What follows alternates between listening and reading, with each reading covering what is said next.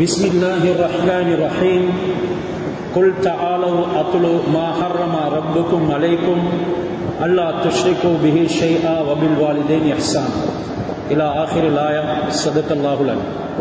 புகழுடையவன் ஏகன் பரிபாலிப்பவன் போஷிப்பவன் இணை துணை அற்றவன் அல்லாஹ்வை போற்றி புகழ்கிறேன்.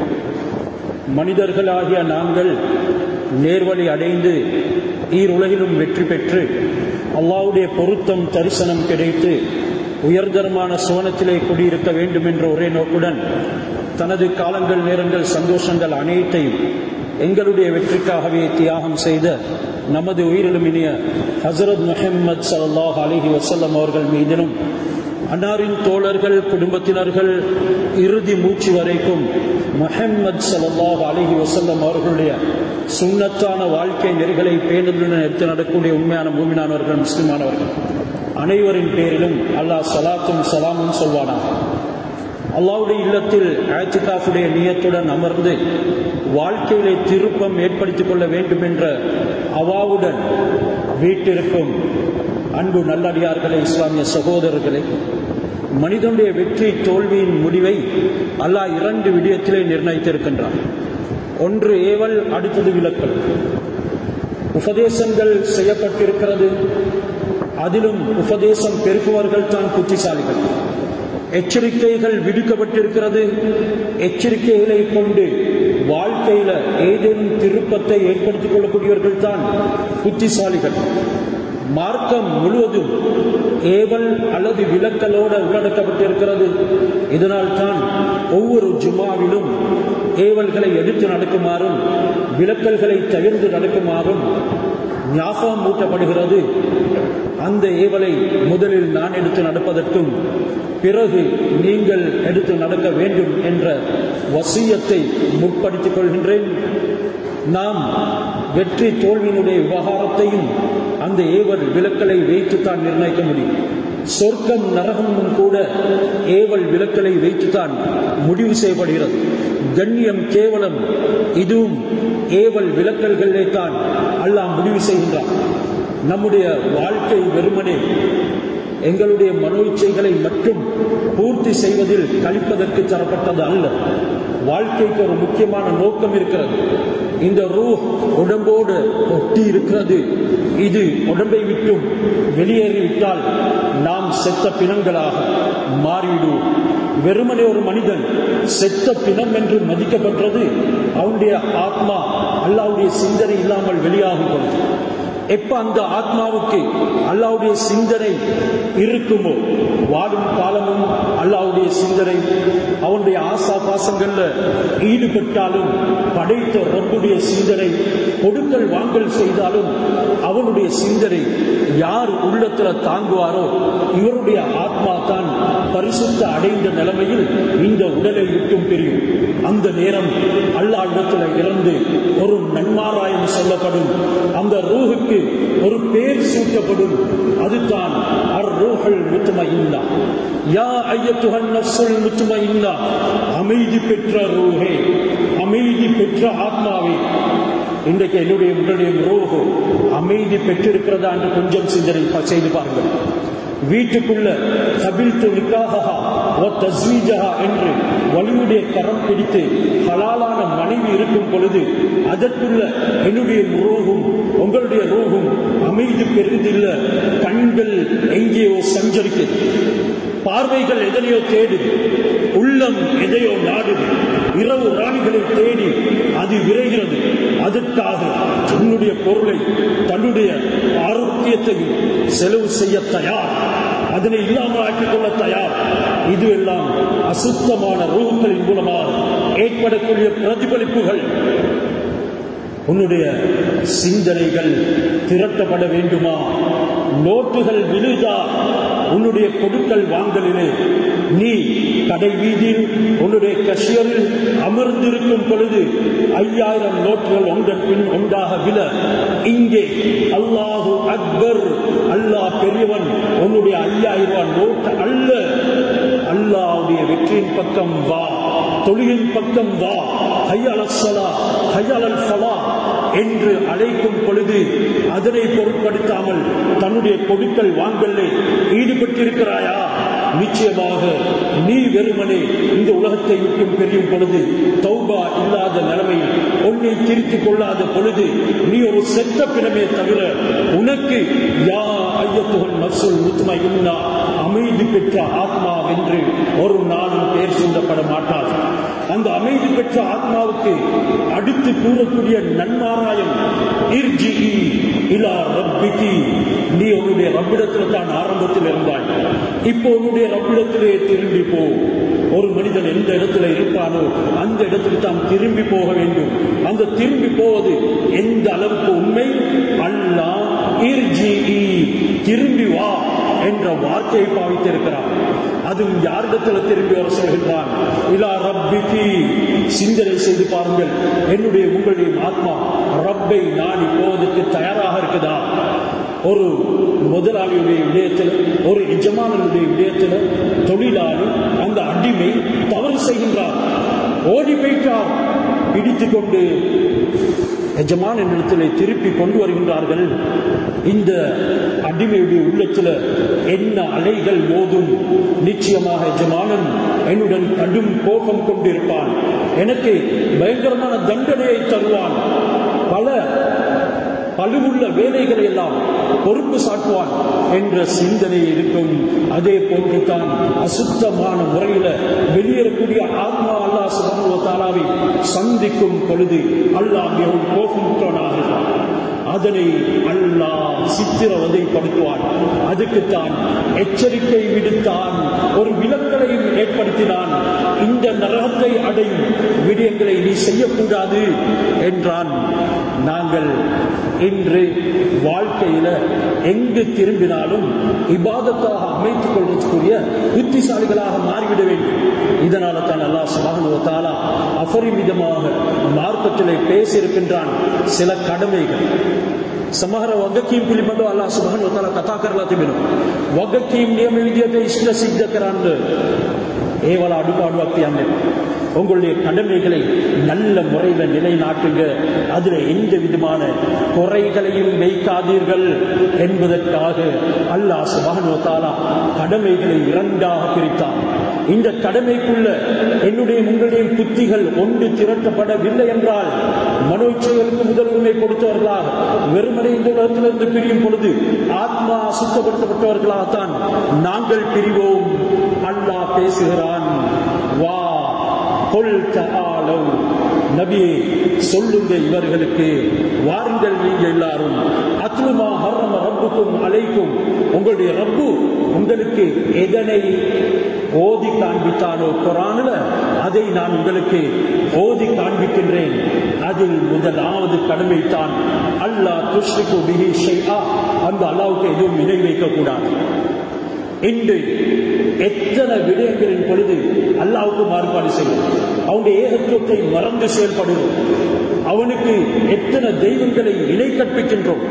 சோதனை வருதா, கடன் தொல்லைகள் வருதா, அதற்குண்டான எல்லா விதமான தீர்வுகளையும் குர்ஆனும் ஹதீஸும் சொல்லியிருக்கும் பொழுது நானும் நீங்களும் யாரை அணுகிறோம்?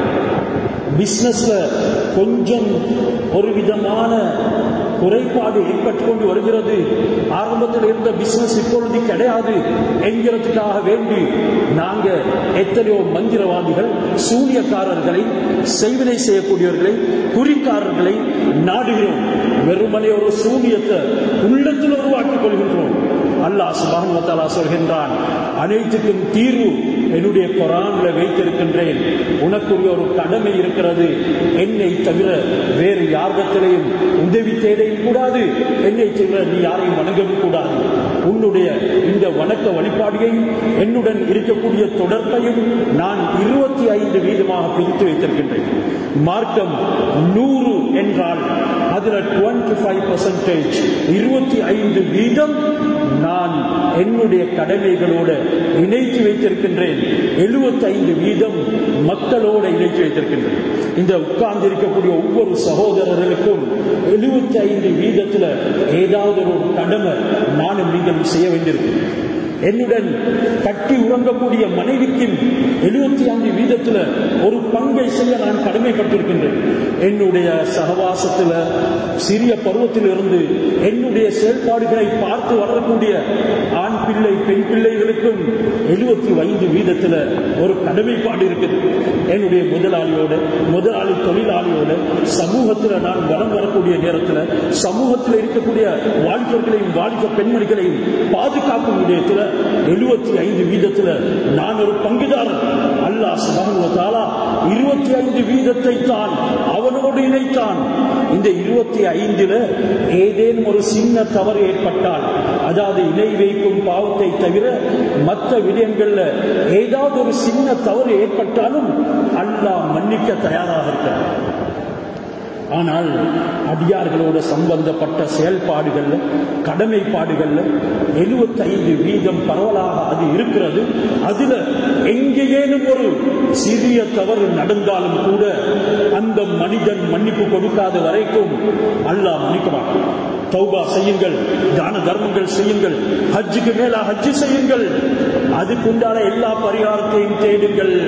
யாருடைய உள்ளத்தை நோகடித்தீர்களோ, யாருடைய பொருளை அபகரித்தீர்களோ, யாருடைய மானத்தை வாங்கினீர்களோ, யாருக்கு எதிராக கோர்ட்ல போயிட்டு நின்றீர்களோ, உண்மையிலே உங்களின் மீது தவறு இருக்கிறது. இதனை உணர்ந்து உங்களுடைய அந்த அடியாரிடத்துல மன்னிப்பு கேட்டு அவன் மன்னிப்பு கொடுக்காத வரைக்கும் உங்களை அல்லாஹ் மன்னிக்க மாட்டான். இந்த நிலைமையில மௌத்தா போனால் நரகத்துக்கு போவீங்க. மனைவியை அழைத்து வந்த வீட்டுக்கு அவளிடத்தில் 1000 குறை இருக்கலாம் என்றாலும் இவளின் ஊடாகத்தான் என்னுடைய சொர்க்கத்தை அல்லாஹ் அமைக்க போறான் என்ற ஒரு நிதான தன்மையோடு நடந்து அவளுடன் பண்போட செயல்படவில்லை என்றால் ஒதுங்கும் இடம் நரகமாகிவிடும். இதனால் தான் ஹஜ்ரத் ரசூலுல்லாஹி ஸல்லல்லாஹு அலைஹி வஸல்லம் அவர்கள் அந்த மனைவிமார்களோட பெண்களோட நடைபெற வேண்டிய கடமையை பற்றி பேசும் பொழுது ஒரு சிறிய ஹதீஸ்ல விளங்கப்படுத்தினாங்க. உங்கள சிறந்தவர் உங்களுடைய மனைவிக்கு சிறந்தவர். ஹைருக்கும் ஹைருக்கும் லி நிசாஇஹி, உங்களுடைய மனைவி உங்களுக்கு நீங்க நல்லவர், உங்களை போல ஒரு கணவன் கிடைக்க நான் கொடுத்து வைத்திருக்க வேண்டும் என்று சொல்லிட்டாள் என்றால் அதுதான் அல்லாஹ் சுப்ஹானஹு வ தஆலா இடத்திலும் கிடைக்க பெறக்கூடிய கபூலியத். அல்லாஹ் நம்மை ஏற்றுக்கொண்டிருக்கிறான். அதற்காக வேண்டி திருமணம் முடித்த புதுசில வெறுமனே ஒரு நாடகம் நடித்து நல்லவனை போல காட்டிவிட்டு அந்த நேரம் மனைவி இவனுக்கு மயங்கி உங்களை போல ஒரு நல்லவரை கிடைத்ததை இட்டு நான் அல்லாஹ்வுக்கு நன்றி செலுத்துகிறேன், அவன் வரும் வழியை விழி வைத்து பார்த்திருக்கின்றால் அவன் இல்லாமல் சாப்பிட மாட்டாள், அவனை கண்டால் தான் உள்ளம் குளிரும் என்ற நிலைமைக்கு உங்கள் நடிப்பினால் அவள் மயங்கியிருந்தாள். அந்த நேரம் சொன்னதை வைத்து நல்லவனாக முடியாது. வாழ்க்கை கூறாலும் அவள் சொல்ல வேண்டும், என்னுடைய கணவன் நல்லவர். எங்க கணவனுடைய தஹஜ்ஜுதுக்கு மிகைத்தவர்கள் யாரும் இல்லை, எங்க கணவனுடைய நல்ல பண்புக்கு மிகைத்தவர்கள் யாரும் இல்லை. எங்க கணவனை போல ஒரு சிறந்த மனிதனை நான் காணல என்று மனைவி சொல்லாத வரைக்கும் அல்லாஹ் சொல்ல மாட்டான். ஏன் அவள் சொல்ல மறுத்தால் அவளுடைய கடமையில குறைபாடு செய்து விட்டோம். அவளுடைய கடமையில முதலாவது அவளுக்கு துரோகம் செய்யாமல் இருக்கிறது. இன்று அதிகமான கணவன்மார்கள் மனைவிமார்களுக்கு துரோகம் செய்கிறார்கள். மனைவியுடைய தந்தை கொடுத்த நகையை கூட அவன் அடகு வைத்து என்ன செய்கிறான், கிளப்களிலே செல்லக்கூடியவன் இருக்கிறான். அந்த பாமாவுடைய கண்கள்ல கண்ணீர், அந்த மாமியுடைய கண்கள்ல கண்ணீர். வெறுமனே நல்ல படித்து ஒரு மார்க்கத்தின் அடிப்படையில் வளர்ந்த அந்த பெண்மணி இவனிடத்துல வந்து வெறுமனே ஒரு இரவு ராணியாக மாறிய வரலாறுகள் ஏராளமாக இருக்கு. இப்படியான கயவர்களுக்கு ஏமாறுகிறார்கள். சிலர் அவர்களை பார்க்கும் பொழுது ஏசி போட்டவர்களை போல இருப்பார்கள். பார்த்தா இவரை கூட ஒரு நல்லவர் இல்லை என்றாலும் அவனுக்குள்ளதான் அனைத்து பூகம்பமும் இருக்குது. எங்கேயாவது ஒரு போதை பொருளுக்கு அவன் அடிமையாக இருப்பான். எப்பொழுது இத மாதிரி விடயங்களுக்கு அடிமையாகுவானோ அவன் உம்மா வாப்பாவை கூட மதிக்க மாட்டான். இவன் எப்படி கடமை பாட்டை செய்தவனாக ஆகிடுவான். அல்லாஹ் 25% பேசும் பொழுது மிகவும் சுருக்கமாக பேசி முடிக்கிறான். வாங்க, உங்களுக்கு ஹராமாக்கப்பட்டதனை உங்களுடைய ரப்பாகிய நான் ஓதி காண்பிக்கின்றேன். அதுல முதலாவது அல்லாஹ் துஷ்ரிகு பிஹி ஷைஆ, அவனுக்கு எதுவும் இணை வைக்க கூடாது. இன்னல்லாஹ லா யக்ஃபிரு அன் யுஷ்ரக பிஹி வ யக்ஃபிரு மா தூன ذلك லிமன் யஷா.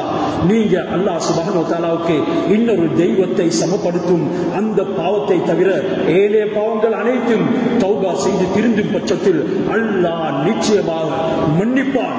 இணை வைக்கும் பாவத்தை கூட உண்மையான தௌபா செய்து மீண்டும் இஸ்லாத்துக்குள்ள வந்து நல்ல முறையில் நடந்து அவன் மரணிக்கும் பொழுது ஈமானோட மரணித்தால் அல்லாஹ் அதையும் மன்னிக்க கூடியவன் தான். ஆனாலும் அதே பாவத்தில் தொடர்ந்து இருந்து இறுதி கட்டத்திலையும் இவன் அதை விட்டும் தௌபா செய்யாமல் போவான் என்றால் நிரந்தரமான நரகத்துக்கு பலியாகி விடுவான். அல்லாஹ் துஷ்ரிகு பிஹி ஷைஆ. இரண்டாவது, அல்லாஹ் சுப்ஹானஹு வ தஆலா அடியார்களுக்கு சொல்லக்கூடிய கடமையை எந்த அளவுக்கு நீளமாக பேசுகிறான். அது 75ஆக பறந்து விரிந்து இருக்கிறதே. வபில் வாலிதைனி இஹ்சானா. ரப்புக்கு பின்னால நீ முதலாவது அடியார்கள் என்ற வகையில் உம்மாவுக்கும் பாப்பாவுக்கும் நல்லுபகாரம் புரிந்து அவர்களுடைய கடமைகளிலே சீரானவனாக மாறிவிடு என்கிறதைத்தான் சொல்லப்படுகிறது. இது ஒவ்வொன்றும் ஒரு தலையங்கம் என்கிறதன் காரணமாக அதனை பற்றி நான் பேசல, மாறாக சுருக்கமாக சொல்கின்றேன். உம்மா வாப்பாவுடைய விடயத்தில் மிகவும் கவனமாக இருந்து கொள்ளுங்கள். அவர்கள் வயோதிபர்கள் ஆனார்கள் என்பதற்காக வேண்டி மட்டம் தட்டக்கூடியவர்களோ ஒதுக்கி கட்டப்படக்கூடியவர்களோ அல்ல என்கிறத மறந்துவிடாதீங்க. அல்லாஹ் 75% கடமையில முதலாவது உம்மா வாப்பாவை சொன்னான். அதன் பின்னால உன்னுடைய மனோ இச்சைகள் மேல் எண்ணுங்கள். மிகைக்கும் பொழுது எதையும் சாதிக்க வேண்டும் என்ற எண்ணம் உனக்குள்ள பிறக்கும். இந்த நேரம் ஏனைய ஆத்மாவை கொலை செய்தாவது நீ உன்னுடைய தேவையை நிறைவு செய்வாய். வலா தக்துலு அவுலாதக்கும். அதுல ஆரம்ப காலத்தில் நடந்த ஒரு பாவம் தான் உங்களுடைய பிள்ளைகளை மின் இம்லாக், வறுமைக்கு பயந்து கொண்டு விடாதீர்கள். இது சூரத்துல் அன்ஆமுடைய 151வது 152வது ஆயத்துக்களைத்தான் உங்களுக்கு மத்தியிலே நான் இன்று தலையங்கமாக எடுத்துக் கொண்டிருக்கின்றேன். இரண்டாவது, அடியார்களுக்கு செய்ய வேண்டிய கடமைகள்ல உன்னுடைய சந்ததிகளை நீ பாதுகாக்க வேண்டும். உம்மா வாப்பாவுக்கு பின்னால உன்னுடைய சந்ததிகளை பாதுகாக்க வேண்டும். அதில் முதலாவது எண்ணங்கள் பிழைக்கும் பொழுது கர்ப்பத்தில் இருக்கும் நேரம் கலைத்து விட வேண்டும் என்ற எண்ணம் உனக்கு வரக்கூடாது. மின் இம்லாக். அதனை நீ செய்வது வறுமைக்கு பயந்து உங்களுடைய குழந்தைகளை கொண்டு விடாதீர்கள். இன்று ஒரு புள்ள கிடைத்தது, இரண்டாவது பிள்ளை தெரியாமலேயே கர்ப்பம் தரித்தது. பேணுதலை கையாண்டாலும் கூட மாக்குத்திரையக்கும் அல்லாஹ் எதனை ஏற்படுத்துவதற்கு நாடுவானோ அதனை தடுப்பதற்கு யாராலும் முடியாது. இப்பொழுது இவன் தயங்குகிறான், கலங்குகிறான்.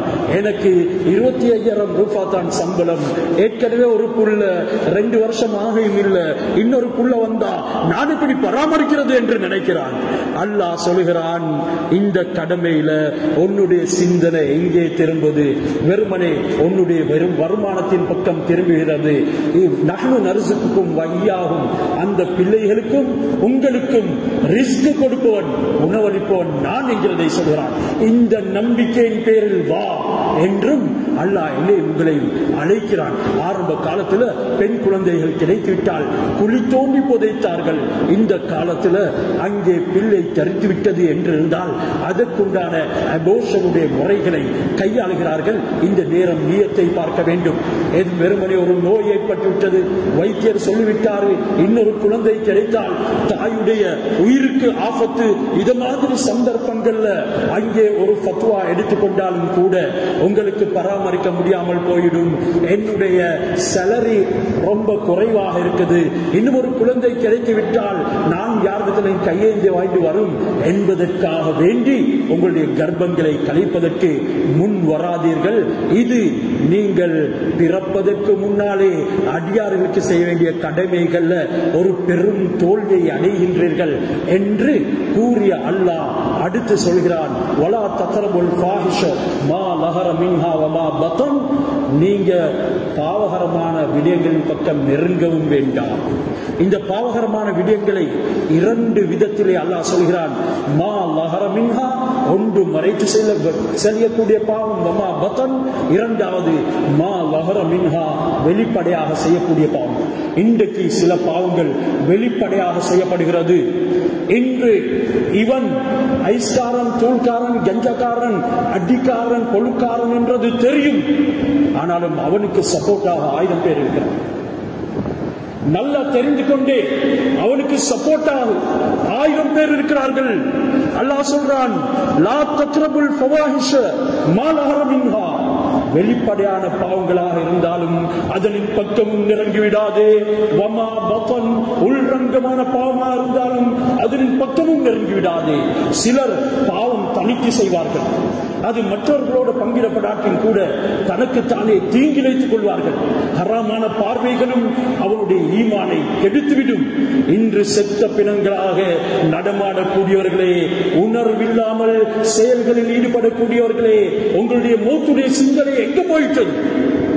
இதனால் தானே பாவம் செய்கின்றீர்கள். ஹஜ்ரத் ரசூலுல்லாஹி ஸல்லல்லாஹு அலைஹி வஸல்லம் அவர்கள் சொன்னார்கள், இந்த அளவு கடந்த எல்லை மீறல்கள், ஆசா பாசங்கள், மனோ இச்சைகள், நீண்ட நீண்ட மேலெண்ணங்கள் அல்லாஹ்வுடைய கடமையை பாழ்படுத்தும். 25% முதலாவது மரணாடி கொடுக்கும். அதன் பின்னால 75% கரையான் அரிக்கிறதை போல அரித்து நாசமாக்கும். உன்னுடைய நீண்ட நீண்ட மேலெண்ணங்களுக்கும் கட்டுப்பாடு விதித்துக்கொள். உன்னுடைய அந்த சில எல்லை மீற ஆசைகள் அல்லாஹ்வுடைய கடமைகளை வீணாக்கிவிடும். மேலும் உன்னுடைய நீண்ட மேலெண்ணங்கள் நாளம் மறுமையை மறக்கடிக்கிடும். சொன்ன அல்லாஹ் ரசூலுல்லாஹ் எங்களுக்கு ஒரு விளக்கம் சொல்கிறார்கள். இந்த துன்யாவுடைய பயங்கரமான நிலைமைகளை பற்றி நிதமும் சிந்தனையில வைத்துக் கொள்ளுங்கள். இன்ன ஹாதிஹி துன்யா முர்தஹிலா தாஹிபா, இந்த துன்யா பிரயாணம் செய்து போகக்கூடிய வாகனத்தை போல். எங்களுடைய வாழ்க்கையில எத்தனையோ வருடங்கள் அந்த வாகனம் முந்தி பெய்த்தது, பிரயாணம் செய்து பெய்த்துக் கொண்டே இருக்குது, பிந்தி பெய்த்துக் கொண்டே இருக்குது. அதுல இன்னும் கொஞ்சம் காலம் தான் எஞ்சி இருக்குது. அதை யாராலும் தடுத்து நிறுத்த முடியாது. அங்க அந்த வாகனத்துக்கு ஆயில் பண்ண வேண்டும் என்ற தேவை இல்லை, அதுக்கு இன்ஜின் சீஸ் ஆகும் என்ற பயம் இல்லை. அது பின்னோக்கி போய்ட்டு கொண்டே இருக்கிறது. இந்த நாளம் மறுமை என்ற வாகனமும் பிரயாணம் செய்து வந்து கொண்டு இருக்கிறது. இந்த வழிக்குள்ளி வாஹிதின் மின்ஹுமா பனூன், துனியாவுக்கும் ஆஹிராவுக்கும் விளையாட்டு பிள்ளைகள் இருக்கிறார்கள். துனியா ஆஹிரா தெக்கட்டம சுரத்தலும் நின்னவா, விளையாட்டு பிள்ளைகள் இருக்கிறார்கள். அல்லாஹ் தக்கூனு மின் பனி துன்யா ஃபஃஅலு, நீங்க துனியாவுடைய விளையாட்டு பிள்ளைகள் இல்லாமல் ஆஹிராவுடைய செல்ல பிள்ளைகளாக மாற முடியும் என்றால் முயற்சி செய்யுங்கள். ஏனெனில் அமல், இன்றைக்கு நீங்க அமலுடைய வீட்டில் இருக்கிறீங்க. வலா ஹிசாப், யார் உங்களிடத்துல கேள்வி கணக்கு கேட்க மாட்டாங்க. இன்றைக்கு சுபகம் மௌத்தாக்கிட்டு ஜும்மாக்கு வந்து உட்கார்ந்து இருப்பாங்க. ஜும்மாவும் மறுநாடி கொடுத்துட்டு வெறுமனே துனியாவுடைய ஆசா பாசங்கள்ல மறதியில மூழ்கி இருப்பாங்க. யாராவது போயிட்டு ஏன் நீ ஜும்மாவுக்கு வரல, ஏன் நீ சுபஹ் தொழுகைக்கு மஸ்ஜிதுக்கு வரல என்று கேள்வி கேட்டு தண்டிக்க மாட்டாங்க. இது துனியாவுடைய வளமை. ஆனா நாளம் மறைமையில வாந்தும் ரதன் ஃபீ தாரில் அமல் வலா ஹிசாப், வெறுமனே அமலுடைய வீட்டுல தான், வெறுமனே நீங்க ஹிசாபுடைய கேள்வி கணக்குடைய வீட்டில் இருப்பீங்க. வலா அமல், அங்க அமல் கிடையாது. ஆனா இன்றைக்கு நானும் நீங்கள் ஒரு மயக்கம் பிடித்தவர்களாகத்தான் நல்ல விடயங்களையும் கலந்து கொள்கிறோம். குளிப்பட்டக்கூடியவனுக்கு கூட நான் மௌத்தாவின் என்ற உணர்வு கிடையாது. அதனை சுமந்து செல்லக்கூடியவர்களுக்கு, அதனை பின்பற்றி செல்லக்கூடியவர்களுக்கு கூட நான் மரணிப்பேன் என்ற சிந்தனை கிடையாது. கபூர்ல இறங்குறவனுக்கு கூட அந்த உணர்வு இல்லாத வெறுமனே ரூ கடைகளை போல, வெறுமனே துனியாவுடைய விளையாட்டு பிள்ளைகளை போல நானும் நீங்கள் செயல்பட்டுக் கொண்டிருக்கின்றோம். அதனால் இந்த கடமை பாட்டுக்குள்ள விழிப்புணர்வோட செயல்படுங்க. தொடர் ஆயத்தில் அடியார்களோட நடந்து கொள்ள வேண்டிய முறையை, கடமை பாட்டை சொல்லும் பொழுது நீங்க எந்த ஒரு ஆத்மாவையும் அதற்கு தகுந்த ஷரியத்துடைய காரணம் இல்லாம கொலை செஞ்சு விடாதீங்க. இது போன்ற விடயங்களை தான் அல்லாஹ் சுப்ஹானஹு வ தஆலா உங்களுக்கு உபதேசம் உபதேசம் செய்கிறார், நீங்கள் புத்திசாலிகளாக ஆகும் பொருட்டு 152வது சூரத்துல் அன்ஆம் உடைய ஆயத்தில் அல்லாஹ் தொடர்ந்து குறிப்பிடுகிறான், வலா தக்ரபு மாலல் யதீம் இல்லா பில்லதி ஹிய அஹ்சன். அனாதை குழந்தைகள் இருப்பார்கள், 15 வயதுக்கு கீழ் குழந்தைகள், தந்தை இல்லாதவர்கள், ஒவ்வொருவரும் அனாதைகளுடைய பட்டியலிலே சேருவார்கள். அந்த குழந்தைகளுடைய பொருள்களை நீங்க ஒரு சிறிய முறையிலே அன்றி உபயோகிக்காதீர்கள். ஹத்தா யப்லுக அஷுத்தஹு, அவர்களுடைய வாலிபத்தை, அவர்களுடைய அந்த அடல்ட்ஹுட்டை அடைந்ததன் பின்னால் அவர்களுடைய பொருள்களை அவர்களுக்கு கொடுத்து விடுங்க, அவர்களுடைய பொருள்களை சாப்பிடாதீங்க. சில அனாதை குழந்தைகள் இருப்பார்கள், செல்வந்தர்கள், அவர்களை பராமரிக்கக்கூடியவர்கள் அவர்களுடைய பொருள்களை வைத்து தாராளமாக குளிர் காய்வார்கள். அல்லாஹ் சொல்கிறான், அப்படி பராமரிப்பவர்களே, இது அடியார்களோடு செய்ய வேண்டிய முக்கியமான கடமைகளில் ஒன்று. நீங்க வெறுமனே அவரோட சகன்ல உட்கார்ந்து சாப்பிடக்கூடிய நேரத்தில் ஒரு பொடிய வாயில போடுறதை தவிர வேற எதுவும் அவருடைய பொருள்ல இருந்து அபகரிக்க கூடாது. அளவை நிறுவையில மிகவும் நீதமாக நடந்து கொள்ளுங்கள். ஒவ்வொரு ஆத்மாவும் அதற்கு சுமக்க ஏண்டியவாறு தான் நாங்க கட்டளைகளை இடுகின்றோம். வைதா குல்தும் ஃபாதிலு, நீங்க பேசினாலும் நீதத்தை கையாளுங்கள். வலவுக்கானதா பொறுபா, நீங்க நீதம் பேசும் பொழுது அது நெருங்கிய உறவினர்களாக இருந்தாலும் கூட அவர்களுக்கு அட்வான்டேஜாக, அவர்களுக்கு வாசியாகக்கூடிய முறையில எதையும் பேசிடாதீங்க, நீதத்தை கையாளுங்க. வபி அஹ்தில்லாஹி அவ்ஃபு, அல்லாஹ் உங்களுடன் ஒரு உடன்படிக்கை செய்திருக்கின்றான், அதை நிறைவேற்றுங்க. தாரிக்கும் வசாக்கும் பிஹி லஅல்லக்கும் ததக்கரும், இதை போன்ற விடயங்களை தான் அல்லாஹ் உங்களுக்கு உபதேசம் செய்கிறான், நீங்க புத்தி பெறும் பொருட்டு என்று கடமைகளை ஏராளமாக அல்லாஹ்வும் ரசூலும் பேசி இருக்கின்றார்கள். ஒரு அடியானுக்கு செய்ய வேண்டிய கடமைகளில் இறுதியானது தான் அவனுடைய ஜனாசா விழுந்து விட்டால் அவனுடைய பின்னுக்கால போறது, கபர் அறை வரக்காட்டிலும் இருக்கிறது, அவனுக்காக வேண்டி துவா செய்துட்டு வாரும். எனவே கரிமான சகோதரர்களே, இப்படியாக மார்க்கம் என்கிறது விளையாடுவதற்கல்ல. இந்த மார்க்கத்துடைய விடயங்களை நான் நீங்கள் பின்பற்றினா இந்த துனியாவும் பிரகாசிக்கும், மௌத்துடைய நேரம் பிரகாசிக்கும், கபர் பிரகாசிக்கும், சிராத் ஜன்னத்தில் போய் குடிவரை இருக்கும் வரைக்கும் எந்த விதமான அச்சமும் பயமும் கிடையாது. எனவே அல்லாஹ் சுப்ஹானஹு வ தஆலா அவனுடைய 25% கடமைகளையும் 75% அடியார்களோட சம்பந்தப்பட்ட விடயங்களும் நாம் இயன்ற அளவு நிறைவேற்றி இந்த உலகத்திலிருந்து பிரியும் பொழுது ஆனந்தமாக பிரிவதற்கு நம் அனைவருக்கும் தௌஃபீக் செய்வானாக. நம்முடைய பாவங்களை நன்மைகளாக மாற்றி அருள் புரிவானாக. எங்களுடைய பாலஸ்தீன சகோதரர்களுடைய எல்லா விதமான நன்மைகளையும் சீர்படுத்துவானாக. அவர்களுடைய மரணத்தவர்களுக்கு சுஹதாக்களுடைய அந்தஸ்தை கொடுப்பாயாக. இழந்தவர்களுக்கு மீண்டும் அதனை திருப்பி கொடுப்பாயாக.